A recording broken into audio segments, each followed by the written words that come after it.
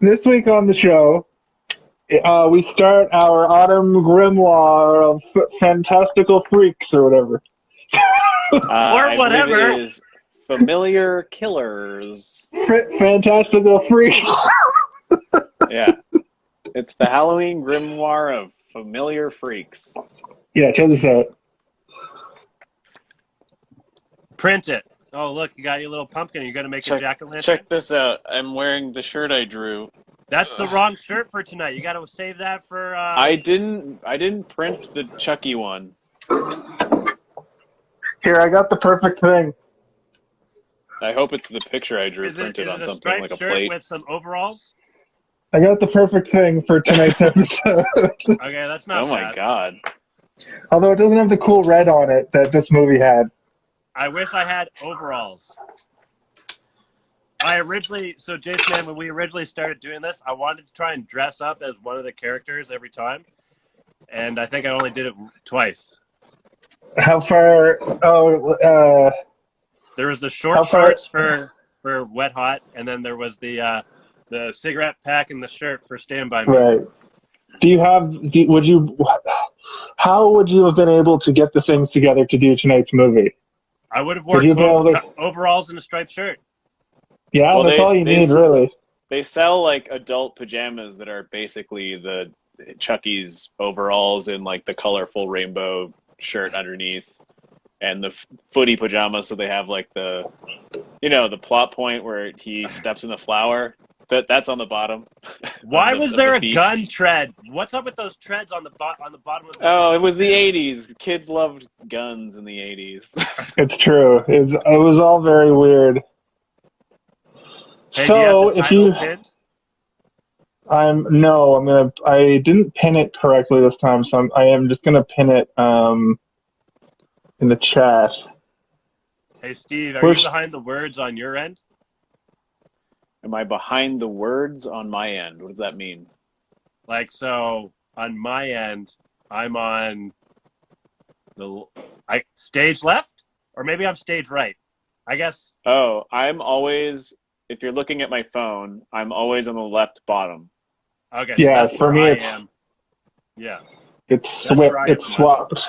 So at the end, whenever you're pointing at me, it's always pointing in the wrong direction, but I never correct you because I think it's funny.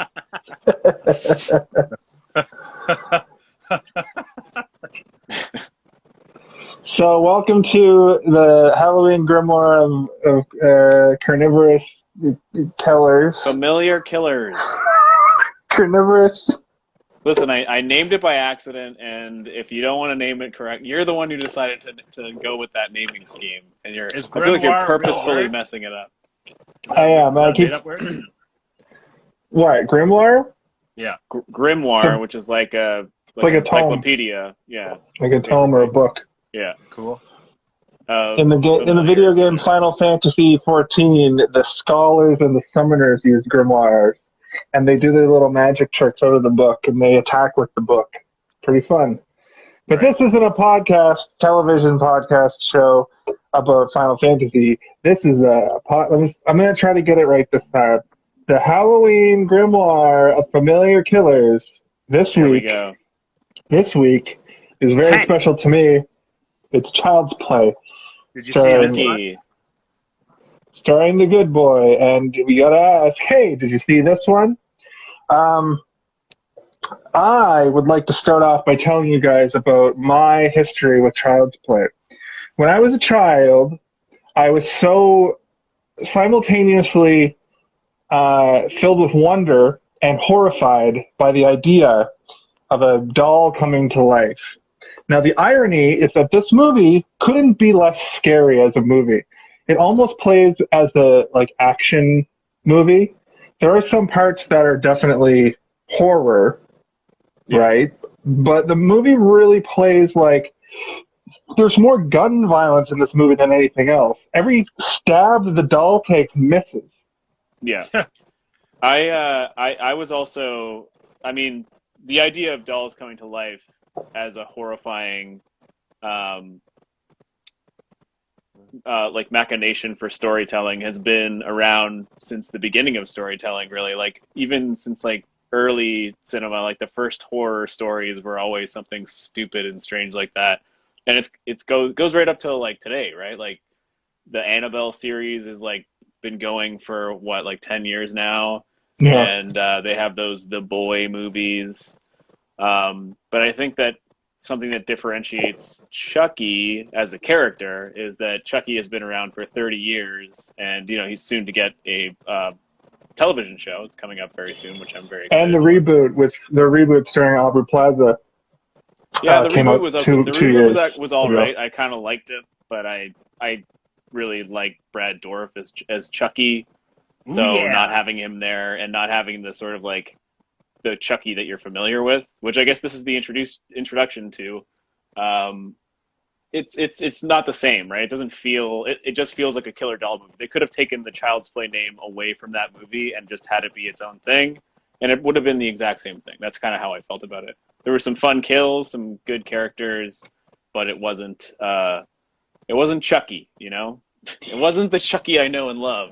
No, and this has the distinction of having a very, very interesting turn from the doll just disappearing and you don't see him until a pivotal point in the movie where they turn this doll that had no facial expression into a full-on animatronic nightmare, except for long wide shots. The long wide shots where it's obviously a little person in a Chucky costume and he's not moving right because he's moving like there's like a person. It's just like a little person doing a weird cartoon creep, like ding, ding, ding. Yeah. Are we talking about this one or the remake? No, this one. This one. Not the new one. Yeah, I think sorry. there The new one, I think, two is all shots robots where and it was CG. the kid's sister. It was Andy's actual sister. Oh, really? I think they used both. So, for example, like the end when he's on fire, that wasn't the sister or whatever. I would hope not. I hope they didn't light a child on fire. No, yeah, it was a mixture of children and little people. I think they used 2 little people and 2 children for the entirety of the film. Obviously, this stuff where they're doing super violent things and having to get tossed around and lit on fire were stunt performers, and the ones where they wanted them to be legitimately tiny is when they got actual kids to be in there. Yeah.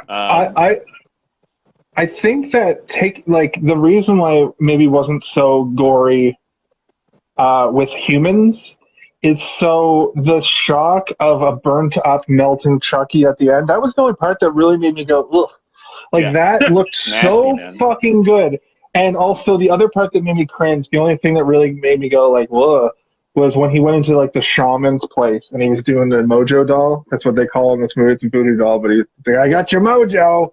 And he's stabbing, he's breaking his limbs. And they showed it like, they didn't show compound fractures or anything, but they did like his arm would like snap backwards or his leg. And that's the only thing that really made me go, oh shit. I was marveling throughout this whole movie at the fucking cinematography. Like this movie is very, very well made for being an 80s like dumb slasher. Like the storyline. Fun fact: the cinematographer on this movie is the same cinematographer who made the movie Jaws. So. Okay, so that's why everything looks so awesome. Looks good, yeah. I noticed it was directed by Tom Holland, and I was like, wouldn't Tom Holland have been negative 20? Would he have not been born yet? Yeah. Well, he is breaking into the multiverse, so he went back in time into a different universe where Chucky had not been made yet and directed it. That's funny. That's funny. Before we break away from your history, too far, I would also like to say my history with this movie is that I was too terrified to watch it until I was pretty much a full-grown adult. I remember the Halloween season when I was a kid, they would always have horror movies on TV, and I would be, frightened, too scared to watch them. I would watch like the kids' version of stuff, like the Goosebumps specials and the Are You Afraid of the Dark specials, right? Which, in comparison, Chucky is not that much more scary than like the ventriloquist dummy episodes of like Buffy the Vampire Slayer. Besides when he calls the mom a filthy slut, I think he's like, get your fucking hands off me, you filthy slut. I think what he says is, you stupid bitch, you filthy slut. Yeah. I'll teach you to fuck with me. I think that's like the only cursing in the whole movie. Like there wasn't a lot of swearing even. Well, Linda was a bitch or whatever the serial killer. He's a serial killer of women, and he clearly hates women. I think that's like supposed to be an aspect of his character. Like there's even a point later in the movie, or no, earlier in the movie, where after the Aunt Maggie gets murdered, and she's like, "What happened?" And then the kid says, "Aunt Maggie."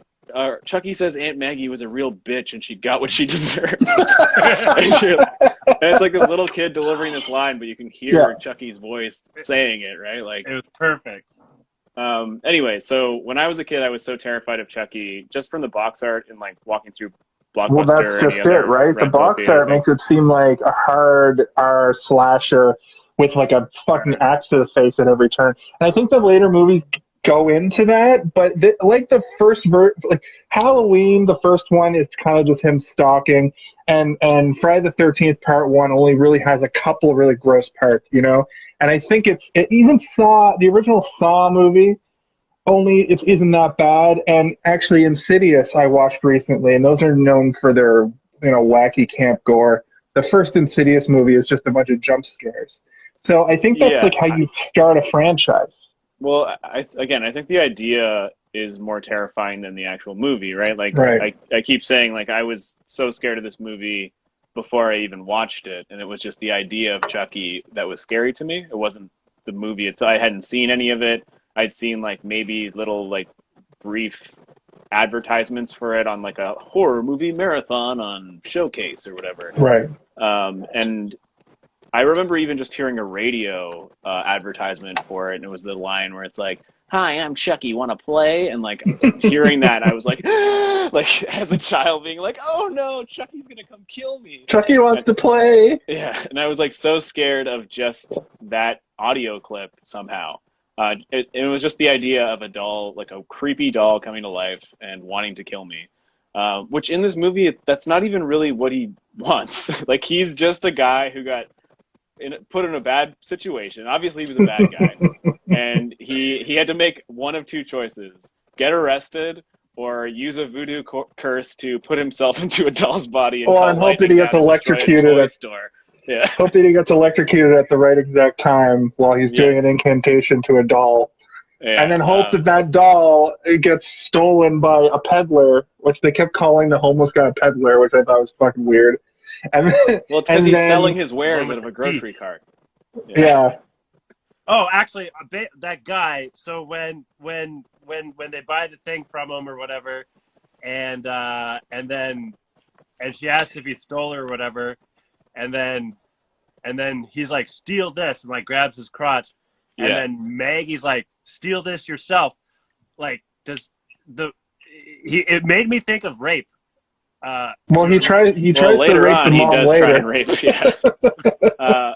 Also, like, what does that mean? Steal this? Like, I guess her vagina. That's what I got out of it. Yeah, but he doesn't even. Okay. Anyway, let's not talk about that because that's stupid and dumb. I don't want to get into a deep, dark conversation about like sexual assault in the Chucky movie because there's so much other shit we can talk about other than that stupid homeless guy who gets a knee in the balls later on and is like, "I don't know, I found it in a burnt-out toy store."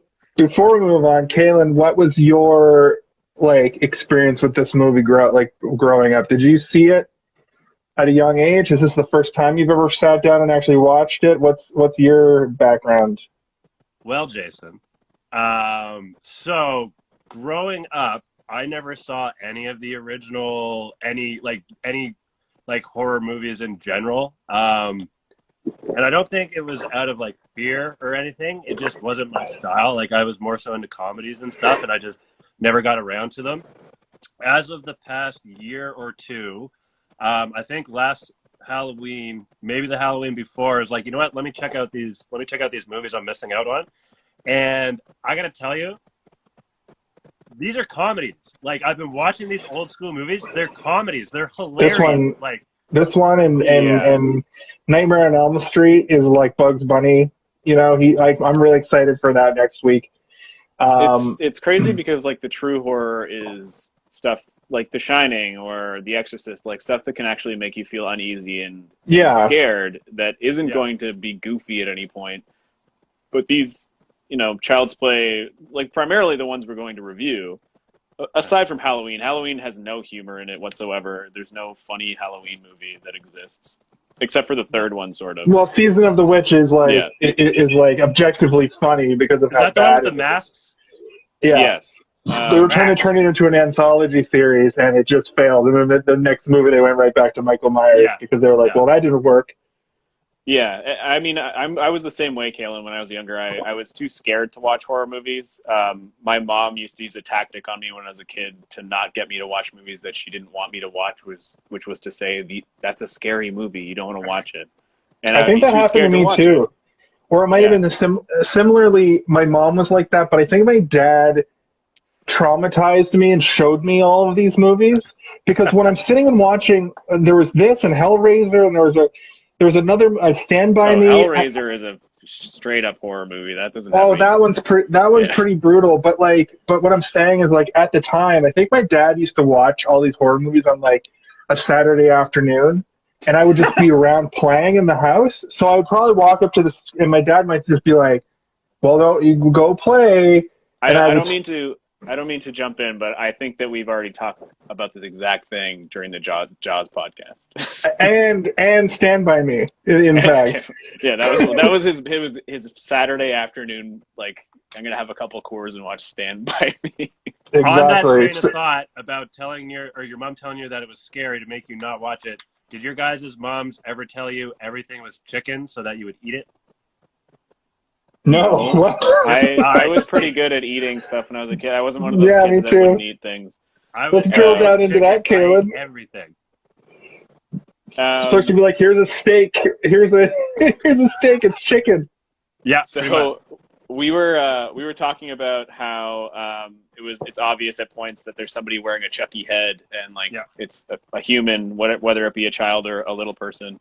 I looked a little bit further into it because I was like, I wonder, because like little people are not the size. They're mostly like going to be bigger than the Andy. I think his name's Alex Vincent, the actor, who's actually pretty good. That's we'll talk about him a little bit later. But tell me you're going to talk about the set. Yeah, because I had questions. Did they make slightly bigger? They did. Yeah, they did some forced perspective, and they also built sized sets. They didn't put any adults on it. It was always the kid and the Chucky actor that were only in them. So one specific example is at the end when he's all burnt and he's like slowly walking up to Andy and he's shuffling backwards.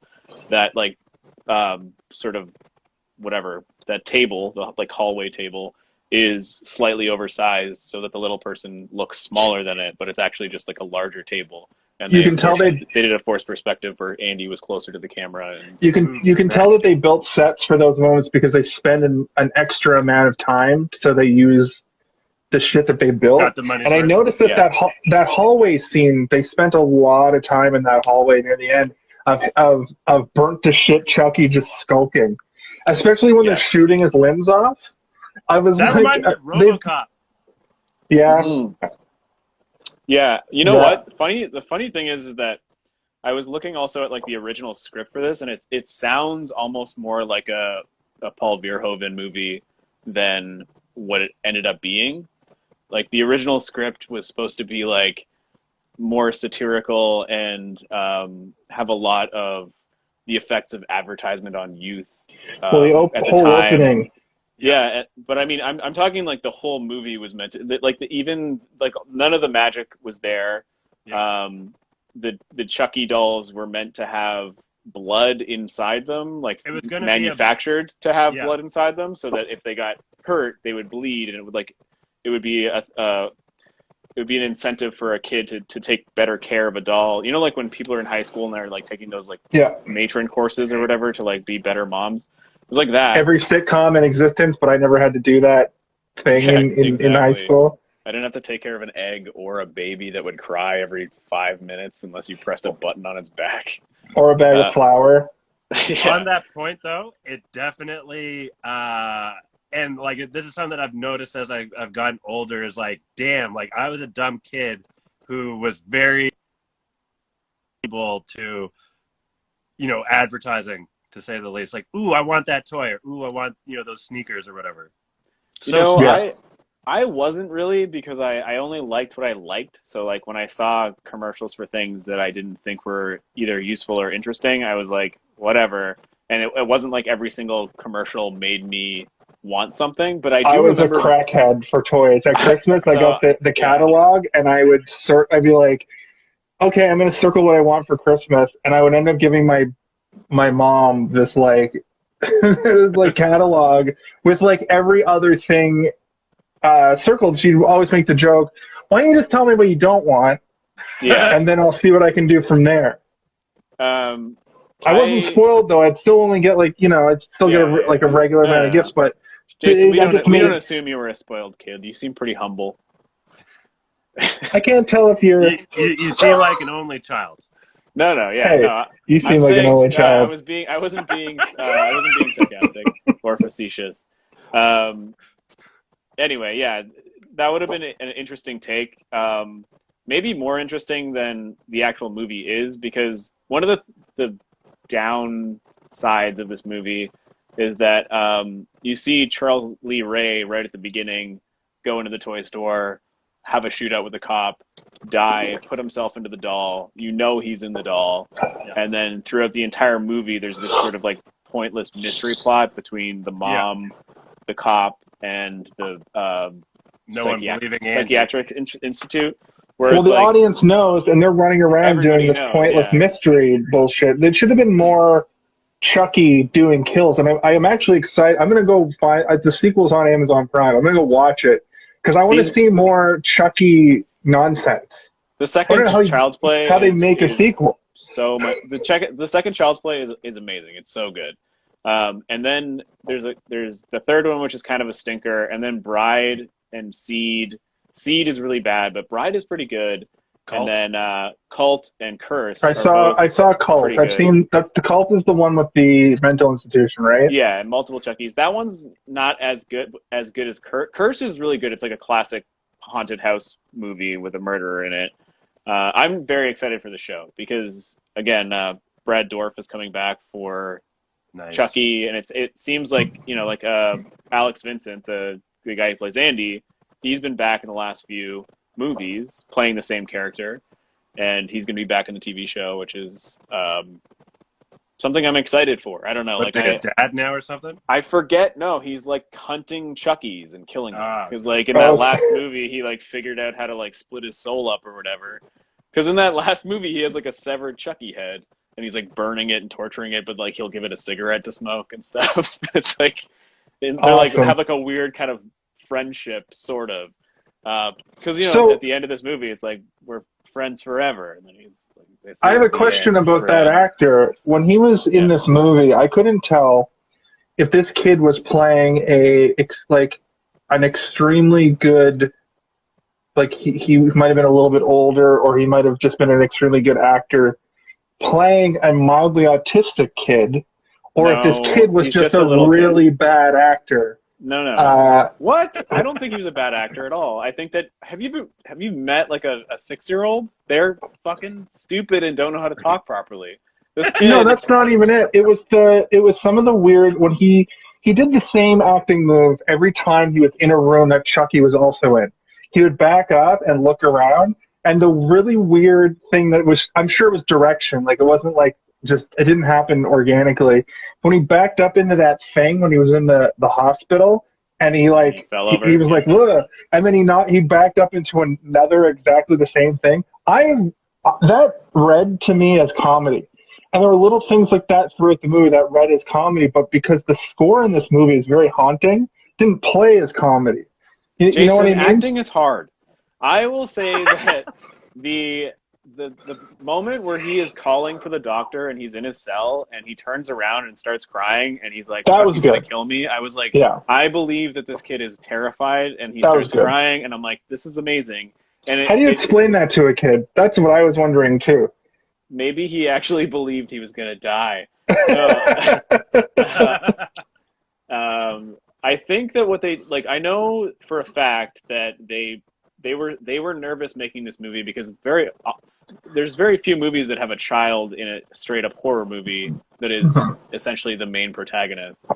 And they brought him in and like taught him how the animatronics worked and showed every sort of iteration of Chucky and like got him comfortable enough with the doll that he wasn't going to be freaked out on set and just start crying every time the doll was doing anything, right? So they got this kid like super comfortable with it, and even then they were still nervous, but he pulled it. He was like, yeah, whatever, it's not real. I understand. This is make believe. But you know, I do think that like near the beginning, there's a couple of chunky, like he trips on his lines and stuff, but like that's just how kids actually talk. If you're talking to a kid who's like 4 to 6, they'll start a sentence. I refuse to talk to kids that are 4 to 6. So okay, well there have been times in my life where I've been forced to. I used to work at a summer camp for a very long time, and there you go. You know, kids are just like they'll start a sentence, they'll hiccup in the middle of the sentence. Sometimes they won't even pick up on the same sentence, and they'll start a new sentence. Like kids that's are like just like that. There's a TikTok trend that was going on for a while where it was like people acting like kids, and the joke is like a kid comes up and says something like, "My mom has a new boyfriend this week, and he likes knives." And then look at this, and then does a fucking spin. cartwheel or a spin. Yeah. And that's yes, of course, you're right. But the thing is, in Hollywood, in making movies, you don't. You know, they always say don't work with animals and kids. And when I see a movie like this and Stand By Me, movies where it's like a kid, The Sandlot, I guess The Sandlot maybe they're a little bit older, but when you see a 6-year-old, I can't help but sit there and wonder if this kid is like, you know, a genius level 6-year-old dumbing himself down, or if they just found a 6-year-old that could like take direction perfectly to the point that I think a good example is like, so I think this kid is just a kid that could competently deliver lines and then could also cry when he needed to. Okay. I that's probably what they probably brought him in the audition. They said like, can you cry when we need you to? And he probably just started crying in front of them. Which I know there's like Alex Vincent watching this right now. Alex Vincent, can you join us and answer these questions, please? Yeah. Yeah, Alex, do you remember any of it?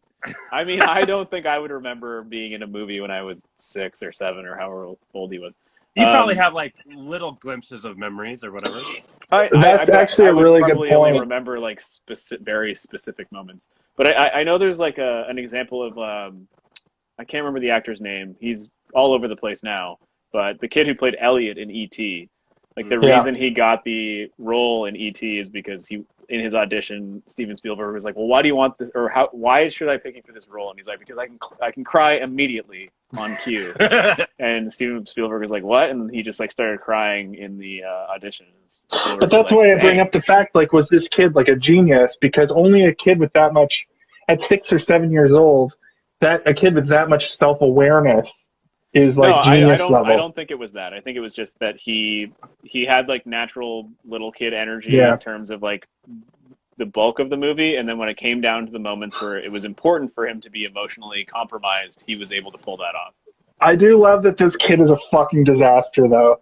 Right from the get-go, at every turn, he's just a little disaster who's creeping out his own mom. The breakfast in bed thing, the mess, the cereal is just like mostly cookies. Yeah. He takes like a pound of butter and puts it on burnt toast. Also, the amount of sugar he puts into Fruit Loops.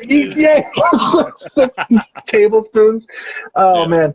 And then he goes into his mom's room. He's like, breakfast in bed. And then he gets all fucking indignant about getting clothes for his birthday. And then he gets a cool, like, little, Why was the box so big? Yeah, why was the box so big for a pair of pants? Honestly, pranked.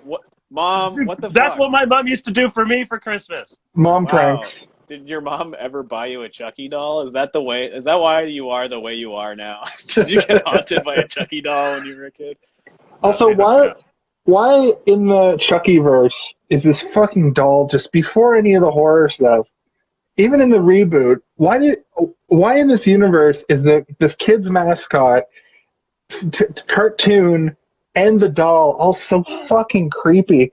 Like, I get it. It's like it's a movie thing. It's kind of breaking the fourth wall, and you know, why doesn't it look cuter? You know what? There was one that they made. No, why it looks like such a nightmare. It was a Blumhouse movie, and I think it was part of an anthology or something.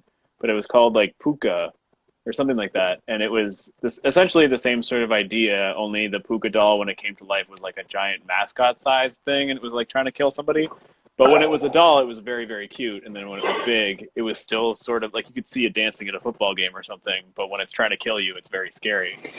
And Well, that's what I was wondering about the Chucky doll, because if in the universe they could have had the Chucky doll be a little bit cuter if you're still going to go full facial animatronics, because I feel like when Chucky's face is moving around, he's like almost less creepy because he's more human looking. well, So okay, so He starts getting there the is something. receding hairline because he's like Yeah, becoming that's more what I was about human. to say. oh, and his hair, like by the end, his hair's Yeah. slicked back. There's something in the movie where as soon as he finds out that like from his John, I think his name was John, the voodoo man. The voodoo guy, yeah. Yeah, he like explains to Chucky that he's gonna become the doll forever permanently, and it's like that'll be his body, and he's like slowly getting more and more human looking. Like his face becomes Oh, okay. paler, and he gets like bags under his eyes, and he starts to become more human looking as the movie goes on, which is pretty interesting. And it's also something that carries over into the other movies if you decide you're going to revisit those. But I'm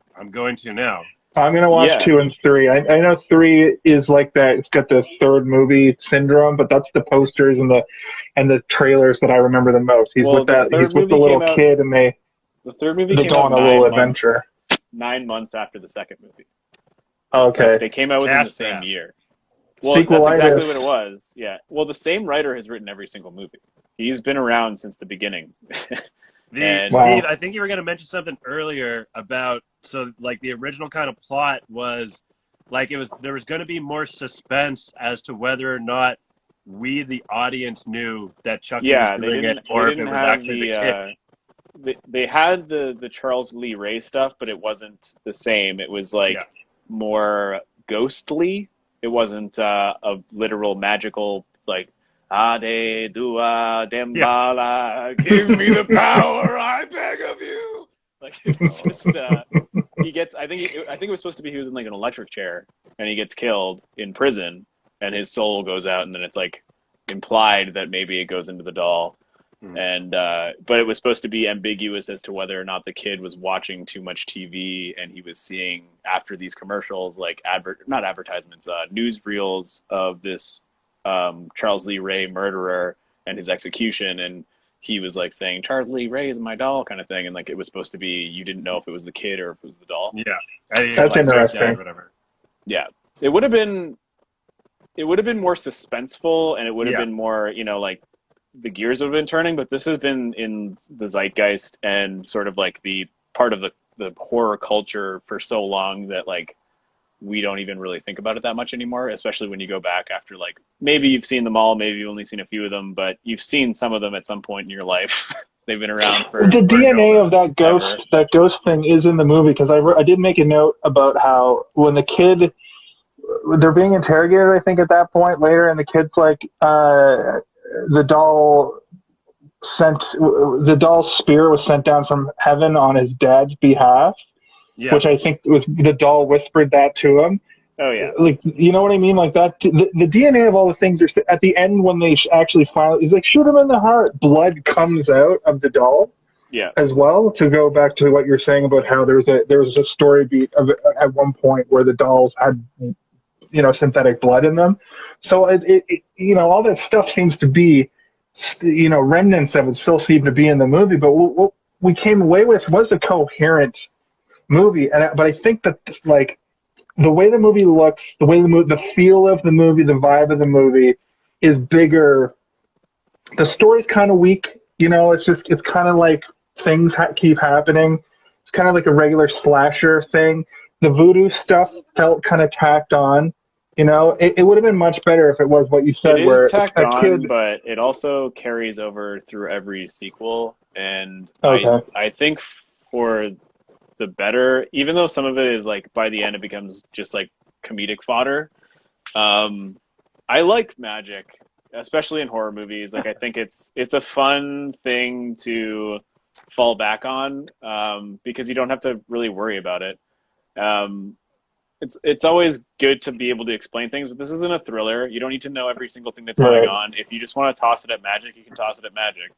I love, like I already said it would be probably more interesting in terms of a mystery if it wasn't handed to us that Charles Lee Ray is Chucky right at the beginning, but I love that part when he's like calling down the lightning and like doing a spell in the middle of it, like in the middle of a shootout. I had forgotten about that completely. Kill you yeah. and your partner and my own partner. Did you And guys all the notice dolls fall on top of him?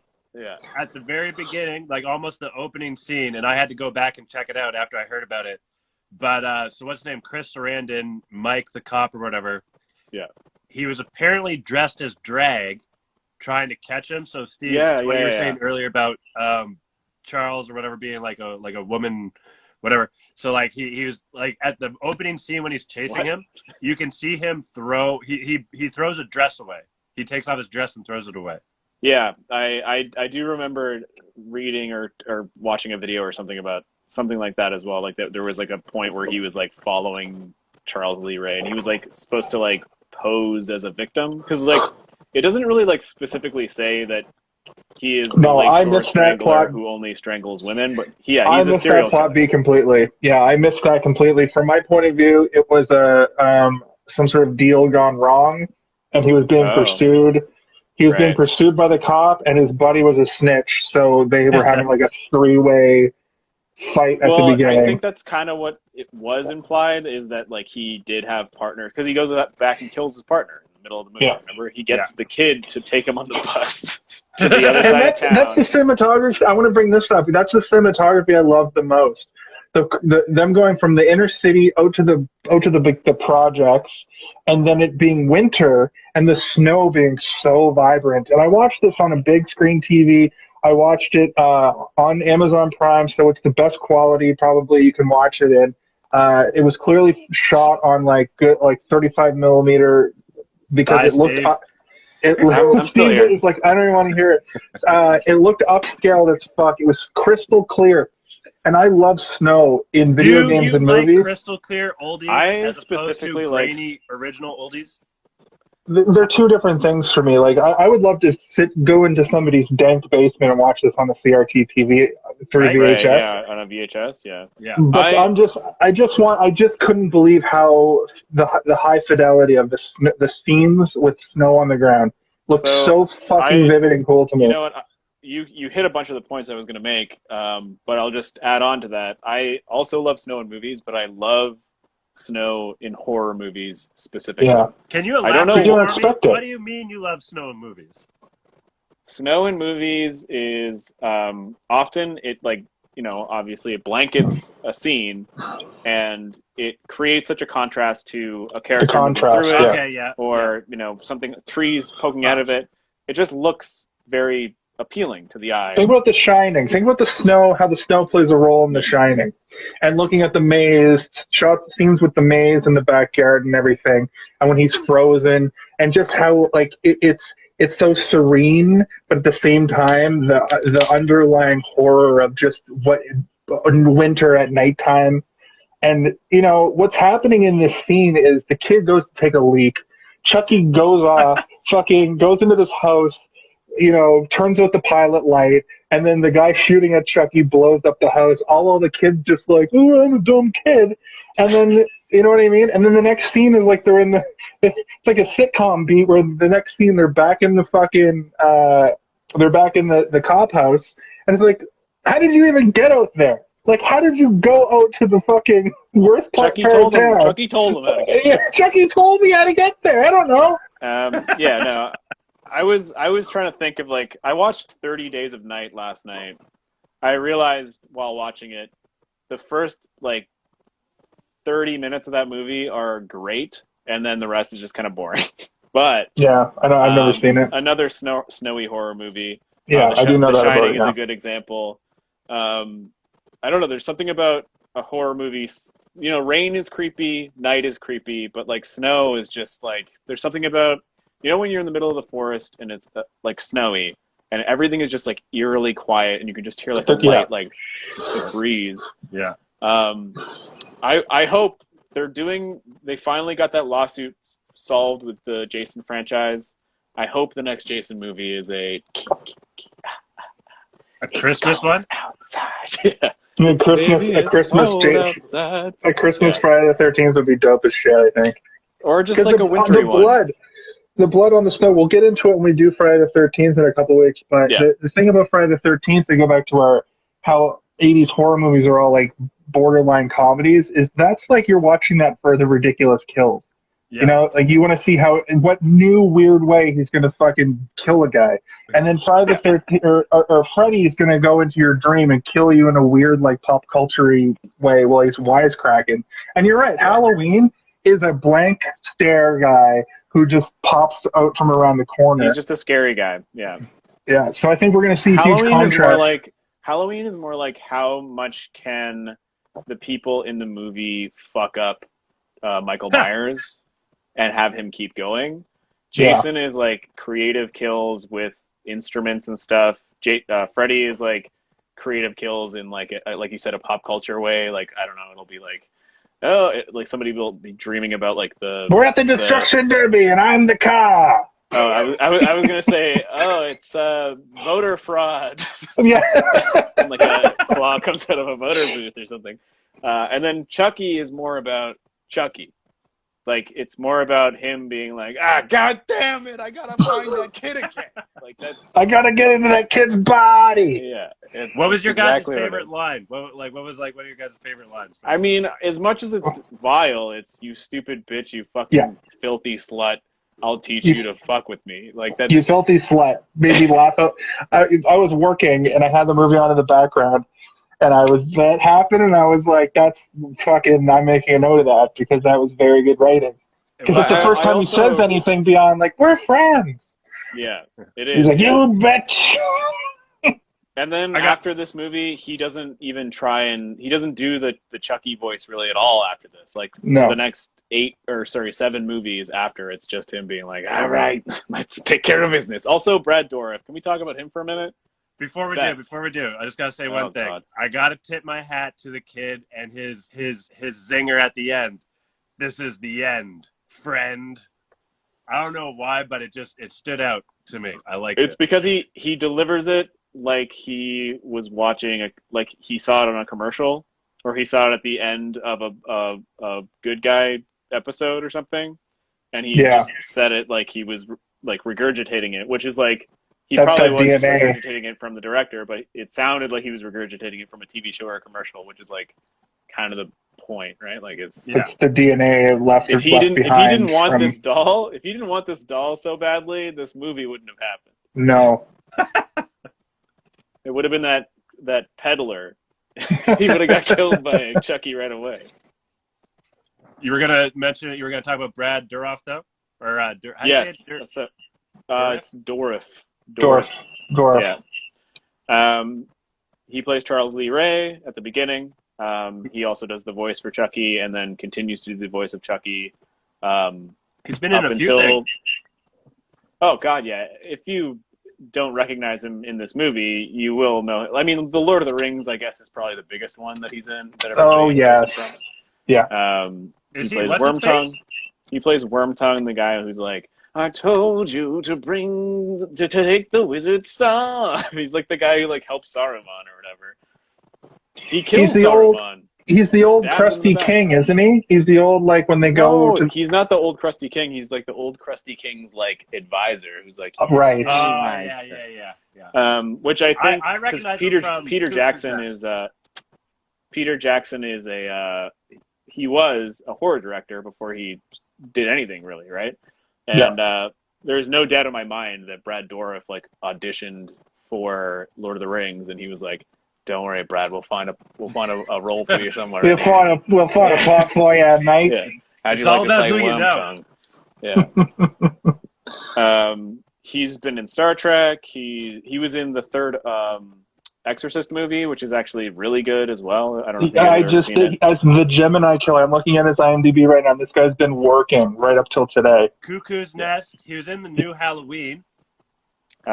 His daughter is in the last 2 Chucky movies, and cool. She's now becoming like the main sort of like one of the main characters. I think she's going to be in the show as well, which is kind of cool. She was in Dirk Gently. She's like the one who's crazy and can like predict when people are attacking her. She can just like that character is fucking amazing. I love that character, and that's the only reason I wish that show was still going.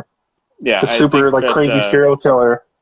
It would be really that's cool. Brad Dourif's daughter? That's his daughter. Yeah, I think it would be That's really why cool she. if he like handed it off to her in some way. Like if she could, because she does a good impression of her dad, but obviously it's like Yeah, a feminine version of it. But like but they already if have Bride of Chucky is already not Lily well, Tomlin, at but the end of Cult, her Lily, what's her name? Lily Which one, Tom? Tomlin? No, That sounds no, familiar. Lily Tomlin is somebody different. Bride of Chucky is Jennifer Tilly. Jennifer Tilly. Yes. Jennifer Tilly and Brad Dourif's daughter, like they meet at the end of the movie, Chucky having possessed her, and they like kiss and they get in the car together, and it's like Chucky and his bride. And then like the doll version of Jennifer Tilly is in the back being like, like, what is this? What's happening? So anyway, I don't know. I love Chucky. I think I've got it out there now that I really do like the Chucky world that The they've Chucky created. verse. The Chucky verse, yeah. Yeah. I think that Brad Dourif he has a very unique voice, and when you watch The Exorcist 3, he is, I think, in my opinion, the best part about that movie, next to the detective and the priest relationship, and the detective is really good as well. But he's so creepy in all the ways that Chucky is creepy, but he doesn't have that like humor to him, so it's just the creepy Brad Dourif kind of stuff. Mm-hmm. He's got a good face too. He's got an interesting face. Yeah, and there's no levity to Chucky in this movie. That doesn't show up till the second movie. No, I was expecting a harder comedy than it was, but it was. At first, it was funny that bit, like we talked about at the opening, with the kids spilling his, garbage everywhere. It's fucking breakfast Man, trash. that pissed me off so much. Oh, But also, then after did toasters? Did you have to actually pop the toast on the toasters yourself, or was there not settings? Like, their setting. No, if anything, they popped and they popped up too high when in the 80s. It was probably just like an old shitty toaster because she couldn't even afford like $100 doll or whatever, right? So it's that's like expensive. I know, 1988. That'd be like listen. I'm $400 just saying that right now. Listen, I'm saying that if her son's birthday's coming up, she can't afford to buy him the doll. She's probably not going to be able to afford to hire a toaster repairman to come repair her toaster. Sidebar, quick little sidebar. Jason, what's that poster behind you? Oh, it's I'm not going to show it because it's technically a map of where I live. Because what? It's technically a map of where I live. It's my neighborhood, and then there's a heart on this. It's the neighborhood, and then there's a heart on where I live. I don't want to put just in case. In the internet land. Exactly. You're crazy. I was about to be like, fans look. are gonna find you. It's true, and I have lots of them. All three of them. Wait, that's us just on this call. I think Brian's still here. I assume Brian, just for fun, puts us on his phone with the sound off across the room and just like plays video games or watches the movie, just to help us out. Or he has it on his TV, like just our giant faces on his TV. So we have just about 10 minutes left here. We had more to talk about than I thought. One more question. All right. How like is he strong? Like he's in a doll. I was wondering the same thing. Why does he have human strength? Yeah. How's that? I think that he has. Whatever, but yeah, I think that he has like the strength that he had. Like, but he's tiny, so like it's all pent up into this little form. Okay. Because if I was to try and bite your arm, Jason, and try and bite through your flesh, I probably could do it if I bit hard enough. But I couldn't like rip off a chunk of your flesh. I don't. No, that bite mark that she has on her arm was fucking one of the grosser things in the movie. Yeah. When she's like, "Look what he did to me," and I was like, well, "That looks like you got bit by a dog." Yeah, but I mean, I feel like I could probably bite somebody hard enough to do that, but I couldn't like rip off like a chunk of, if he had magic strength, He'd be like picking up ottomans and throwing them at people and stuff. That's true. But he also does hit that woman in the head with a toy hammer. It's a toy hammer, right? So it's from a toy set, but it looks like a real hammer, though, right? Yeah. Maybe okay. Well, it was the '80s. But so didn't he hit her with? Didn't care about safety standards for children's toys back then, like lawn darts and stuff. Didn't he hit her with the small bat though? The hammer goes missing, but didn't he end up hitting her with the little hammer? He hits or with the bat. He hits Andy with the bat later. He hits her in the head with the hammer, and then she like stumbles out the right. door. And that other cop, who's the last cop to finally believe, is like, "We get a load of this hammer here is a kid's hammer." Yeah, it's like a tiny little hammer, but it has a metal end to it. That's how you build stuff. Yeah, goddamn '80s, man. They were like, also, yeah, let's just give Andy, kids chemistry sets like, that have acid. I already saw this episode. Ugh. Yeah. Well, you're lucky. You have 3 channels. You're lucky to be watching a TV show that you like. Yeah, and just let Chucky watch his favorite show, The News, starring him, Charles Lee Ray, as a murdering. Doing murders. Also, Charles Lee Ray is a very good murderer name. It sounds like if your name is Charles Lee Ray, you're like predestined to be a. Well, that's what Kaylin just said. It was a combination between those 3 serial killers. It sounds like. Right. Yeah. It's like Lee Harvey Oswald and Charles Manson and James Earl Ray. I don't know who that one is, though. James Earl Ray. Probably ate babies. They usually ate. If you've never heard of them, they probably ate babies and said something really hilarious as their last words. What's worse than 10 babies nailed to a tree? What? 1 baby babies? nailed to 10 trees? Oh, God. Oh, my God. Disgusting. Is it worse, though? Maybe it's the equal amount of worse. Or no, I think the 10 babies is worse. No, it is 1 baby. Oh my God, Louise, we lost a viewer from that one. That was my favorite joke of all time. That was Brian. He's like, I can't deal with baby death humor. That's where he draws the line. Yeah. I don't know. How about there's only, I think, 6 kills in this movie, and I am including Charles Lee Ray at the beginning and also Chucky at the end. Yeah, this isn't like no real horror as far as gore and kills. No, if we want to do like a kill count style thing, we got to go like deep into the middle of some of these series. Like, even Jason, I don't think has that many kills in it. Or not? It's not called Jason. It's called Friday the 13th, and Jason. There's only like 8 counselors. Like, there's only like 8 people at Camp Crystal Lake. So, Camp Crystal Lake sounds like a microbrewery. It does, yeah, by today's standards, for sure. Yeah. Well, with the last 5 minutes, let's take this bad boy home and give our final thoughts. Since Steve, you like to do a little bit of the talking. Why don't you start us off this week? Okay. This movie is very good for the start of a franchise.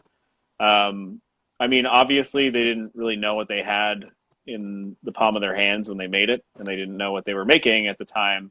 And obviously, they didn't know that they're going to spawn 8 sequels over the course of 32 years now. With a TV show coming still, which means it's not dead. And if Ash and the Evil Dead has taught us anything, then I think this show will either get renewed for a second season or it'll sort of like breathe new life into the franchise, which is cool because that Chucky remake, while it was like commendable, wasn't great. It wasn't a good representation of what Chucky is, other than the creative deaths. I love this movie so much. For those of you watching, all 3 of you who don't know, I run D&D every Sunday, and I took the idea of Chucky and just like the amulet that he eventually gets and the chant that he says in order to like bring himself back to life or put his body into the things. And I put it into a character called Dourif, which was based on Brad Dourif. I used the name Dourif and made his name Dorf, and he's a goblin, and he talks like this. So he says, like, "How do you do it, Dembala? Give me the power, I beg of you." And I like that's how much I like it, that I injected it into my game that I play with my friends that have been playing for many years. I think it's special, and I think that, you know, of all the haunted doll movies that came before it and the terrifying ones that came after it, Toy Story 1, 2, 3, Annabelle. Those horror movies. Yeah. I don't think that the haunted doll idea will end, but I do think that Annabelle will end, and I do think The Boy will end, and I think that Chucky will keep going, and I think that it's almost like a Ghostbusters thing where it was like the right people thinking about it at the right time, creating the right thing, and it lives on, and I think it will live on. Yeah, I don't know. Other than that, good fall death. What a good fall death that was when she falls out the window. The slow motion. Also, my friend, whatever. My favorite moment in the whole movie is when he falls down the chimney like a weird, creepy, tiny Santa Claus and like kicks open the ash guard. Like, so good. Anyway, I really like this movie a lot, but that being said, the movies that come after it are much better. I think in terms of like the Chucky pantheon, I would list this one closer to the middle than the top. But some of the ones that are newer go down at the bottom, and some of the ones that come just after it go to the top. Anyway, I will give this movie a 4. A 4 out of 5. Wow. Pretty nice. Simply because it let me appreciate Brad Dourif in a way that I hadn't before, because I didn't realize before I watched this movie that Brad Dourif, the guy from Lord of the Rings, the guy from Star Trek, the guy from The Exorcist, like that he was all this one guy, and that Chucky, this character that's been going forever, that he voices almost every single time, was him. And I love Brad Dourif. Brad Dourif, if you ever watch this, I love you so much. You have the best voice. You have the best voice in all of voices. Fantastic. All right, Kellen, what are your final thoughts, buddy? Steve, you have a way with words, and so I'll keep this short and sweet. Also, correct me if I'm wrong, but I don't think we got a movie title shout out in the movie either. No, nobody was like, and that is Child's Play. They like lock up Andy at the end. Yeah, that would have been dope. That would have been fucking awesome if Andy said that. There's something about like 80s movies though that are just like, they have a feel to them. It's just like golden. Like, it's just unmatched. And not that like that 4 is definitely a high rating. It's not an amazing movie or whatever, like to an extent. It is a solid movie though. Watching it now, so I don't have like the original, like I didn't grow up with it in the sense that I saw it back then, and so it's hard to say if as a kid I might have been a little creeped out by it. I don't think so, but like watching it now, like definitely not. But it was a solid, entertaining watch from front to back. I definitely enjoyed it, and I want to give it. I'll give it a solid 3. Fantastic. Just to start off, I am as well going to give it a 3. I think that this is a situation for Steve where you've seen the whole franchise. You can rate it against other movies. You can put it right in the middle. Like I said, this is my introduction to the Chucky franchise. Basically was from the video game Zombies Ate My Neighbors. And in that game, each level sort of played off a different horror trope. So there was like Creature from the Black Lagoon monsters on one stage, or there was like a crazed Jason-style killer on another stage that's stalking you. And I just very vividly remember these dolls that look different from Chucky, but it's basically playing off that trope. That's all I really knew of the character, and then I assumed he was wisecracking like Freddy. Now this movie, I know it kind of gets there, but this movie is very much in the same line as I stated previously, how there's a first movie in every horror franchise where they don't hit the ground running. And from our discussion, we sort of see that there's a lot of DNA from other ideas baked into this movie that sort of come out. But it's a film franchise clearly trying to find its way into how to be a franchise. That's why I put it at a 3. Now, I could see, if I go and watch all the movies, I could find myself being like Steve. I see why you gave it a 4. Because I would, a lot of people, like Ninja Turtles 3 is a terrible movie, but if you put it up against the rest of the movies, it becomes even worse. Ninja Turtles 2 actually becomes better when you put it up against all the other movies. So I see what you're saying. So I'm going to give it a 3, and it actually did the rare make me want to immediately go watch the rest of the movies. Not like someday I'll get to them. I'm going to watch Child's Play 2 tomorrow. I mean, it's October. You better. I had planned on watching all the Friday the 13th movies this month, but I kind of just want to watch the Child's Play movies this month. They're better. So, yeah. They are better overall because Jason is the same thing. It's just different people every time. That's not necessarily 100% true. There are some recurring characters throughout, but Child's Play is there is a lore and there's stuff that grows beyond it, whereas Jason just becomes more gross looking until and then he goes to space. And the kills become grosser and grosser. There's one where he starts barfing himself into other people, and then other people are Jason. It gets okay. I like the one where he fights Freddy in dreams, which is really the only one I've actually the first one, and then Freddy versus Jason are the only movies I've actually seen. I haven't seen that one yet. I'm going to watch it soon. It's great. This has been another episode of Hey, did you see this one? Hey, did you see this one? Hey, you slut, did you see this one, you slut? I saw this one, you fucking bitch, you slut. I'm gonna teach you to fuck with me. And for Steve and Kaylin, I'm Jason. Oh, I shouldn't have done that.